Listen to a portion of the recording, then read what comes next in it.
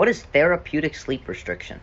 This is a really interesting treatment for people who actually spend enough time in bed, but the quality of their sleep is subpar. A lot of people with poor quality sleep will simply try to increase their time that they spend in bed, because what they lack in sleep quality they try and make up for in quantity. And when I'm referring to sleep quality, I'm referring to the different stages of sleep. The three different categories of sleep are light sleep, deep sleep, and REM sleep. And there are multiple different subcategories of REM sleep that we won't get into today. And while this is a pretty big oversimplification, deep sleep is very important for muscular recovery, and REM sleep is actually extremely important for mental recovery and memory formation.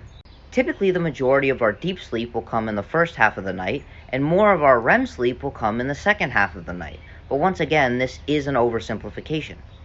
And a lot of people may actually be getting a lot of sleep in terms of quantity, but a lot of this sleep is going to be light sleep, meaning they're not getting sufficient amount of deep sleep and REM sleep. And this is why some people can spend upwards of 10 hours in bed and simply just not feel recovered. And one strategy for this is to actually restrict the amount of time that you spend in bed, rather than increasing it. You see, one of the biggest drivers that actually puts us into deep sleep and REM sleep is sleep pressure. And this is really a myriad of mechanisms that increase the depth of our sleep due to physiological need. Typically, the more sleep pressure you accumulate, the deeper your sleep will be, and the faster you'll get into deep sleep and REM sleep. But if you're sleeping between 10 and 12 hours a day, you're simply not allowing this sleep pressure to accumulate, so when you go to bed, you'll stay in this light sleep stage. Obviously, you'll get a little bit of deep and REM sleep, but you won't get as much as if you had higher sleep pressure. This is one of the mechanisms that caffeine actually reduces sleep quality, because caffeine blocks one of the important molecules for actually signaling sleep pressure, which is called adenosine. And without this adenosine signaling, it's very difficult to get into these deep and REM stages of sleep. And actually, oversleeping will also reduce the amount of adenosine you have when you go to bed. So this therapeutic sleep restriction is actually used to increase sleep pressure.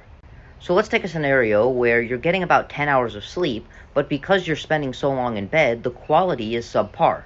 And again, this is because by the time that you go back to bed, you haven't accumulated enough sleep pressure.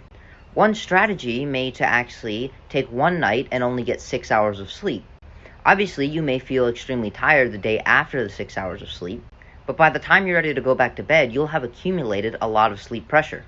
And that next night of sleep, you may only need 8 hours because the depth and quality of your sleep is drastically increased. And since you woke up after 8 hours, you'll have 2 additional hours to accumulate sleep pressure before the next night of sleep.